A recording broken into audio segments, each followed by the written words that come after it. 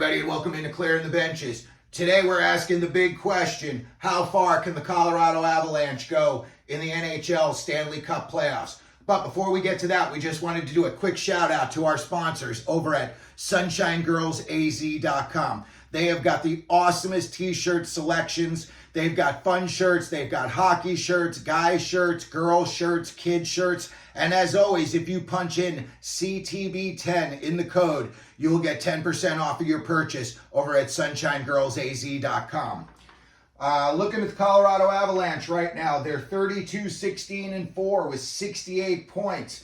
They are pretty much in a virtual tie with the Dallas Stars for first place. The Stars, I believe, have one game in hand. Colorado is 5-4-1 in their last 10, but I think the biggest concern for them is that they are 0-3 since the All-Star game, and the three teams that they lost against are definitely playoff caliber teams. They lost 2-1 against the Rangers, they lost 5-3 against the Devils, and then they got beat pretty good 5-2 by the Carolina Hurricanes. Considering that they're going to be, playing teams like Vegas and Winnipeg in the playoffs, big teams that play a heavy style, they dump it in on your defenders and they come in and they try to smash them. I would be concerned if I were Colorado right now. When I was looking at their lineup, if they're not getting scoring from their big stars, McKinnon's got 85 points. Rantanen's got 67 points. Makar's got 60 points. But then you've got an 18-point drop-off down to Nichushkin at 42 points. And unfortunately right now, he's not on their roster.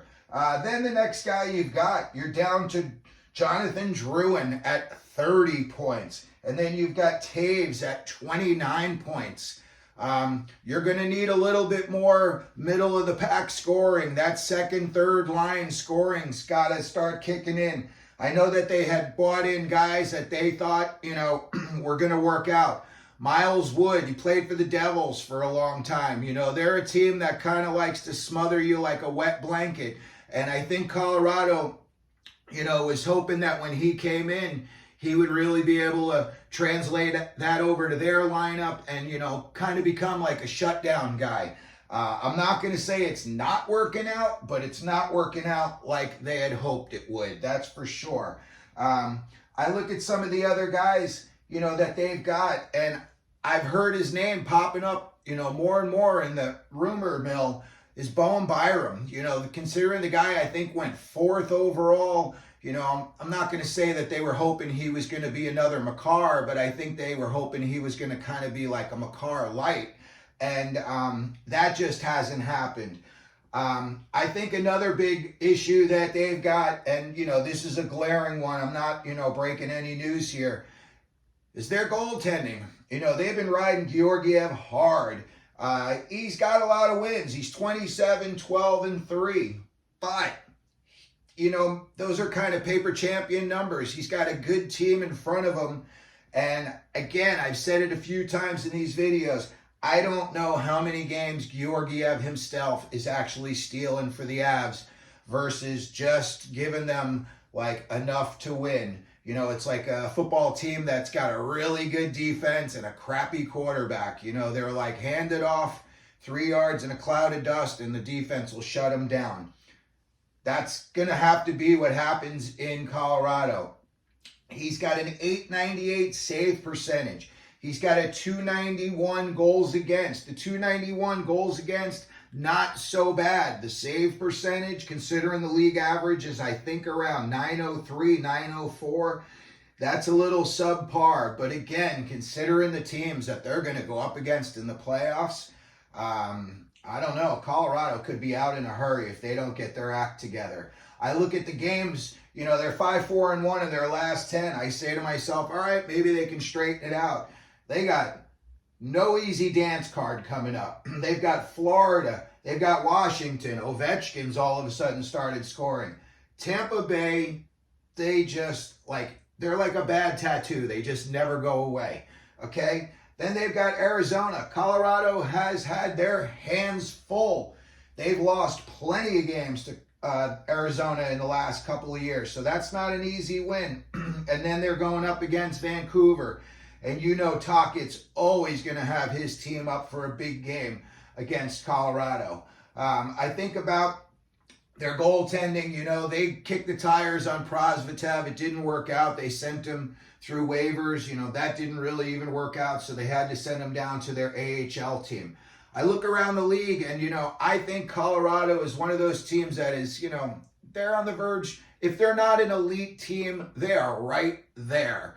And I think for them to become an elite team, they've got to figure out that backup goalie situation. First of all, they're going to run Georgiev into the ground with the amount of games that they're playing. Right now, I looked and I saw that their backup, you know, Justus Annunen, not a household name. So I'm going to say that Joe Sakic is going to definitely be, you know, making some phone calls in the weeks to come if he hasn't already started kicking tires on certain guys. But I've got a little short list over here of, you know, potential trade partners for Colorado.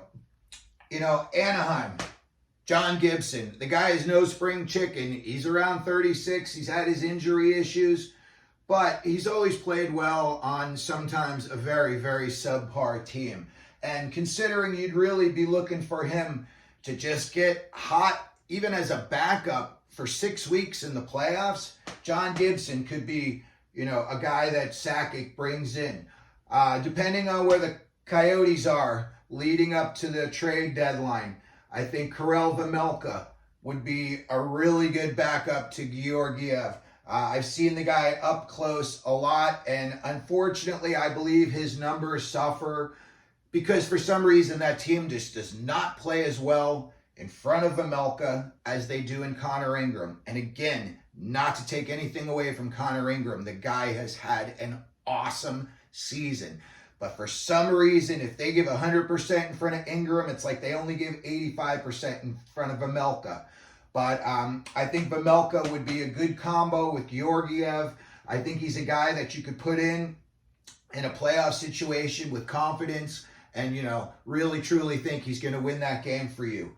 Another guy, and I know he's kind of been hot and cold in the trade rumor mill lately, but, you know, Elvis out in Columbus. You know, again, you're only asking the guy to be a backup. I don't know what his long-term plans would be in Colorado. You know, if it worked out, I could definitely see them, you know, keeping him around for a while. Another guy, you know, and this one here is swinging for the fences, but, you know, Jacob Markstrom, you know, maybe they would take Bowen Byram. Maybe they would take Byram in a draft pick. But I could definitely see Sakic, all of these guys calling the GMs and asking, hey, the guy available first of all, and second of all, like ballpark figure what it would take. The Canadians, Jake Allen, you know, according to all the internet experts, Jake Allen seems to be, I would say, probably the hottest name in terms of the goalies that are being kicked around, you know, realistically, where if, you know, you put a little sweet package together, the Canadians would probably give them up for you. But also, I believe Allen's another guy, you know, you put him in there as a backup. You're not looking for him to win every game in the playoffs. You're just looking for him to, you know, you got to win 16 games to get the cup. Maybe you're hoping he wins you 3 or 4. And then finally, again, depending on where they are at the playoffs, you know, Tristan Jarry on the Penguins. You know, I think he would be a good 1-1A guy for Colorado. You know, you could start him or you could start Georgiev. And, you know, you could feel good about either one of them. I know a couple of years ago, Jarry had his hiccups in the playoffs and everybody was down on him. But in my opinion, since then, he's turned it back around. So looking at the Colorado Avalanche in the weeks to come, I believe, you know, if they're going to keep that higher seeding rather in the standings, you know, they're going to have to beat these teams right here. And at the very least, you know, you're looking at 1, 2, 3 potential playoff teams that you're going to be playing in the next 5 games. It's kind of a good measuring stick to see where you're at. And it's definitely going to expose your weaknesses. That is for sure. So in the next maybe like 10 days, 2 weeks, Joe Sakic's going to have a pretty good idea and what he needs to do to right the ship. So anyway, that's our big one for today. Let me know what you think. How far do you think the Colorado Avalanche can go in the playoffs? Put it down in the comments section. And as always, if you could hit the like and subscribe buttons, that really helps us out. And as we always do here at Clearing the Benches, let them know you're out there.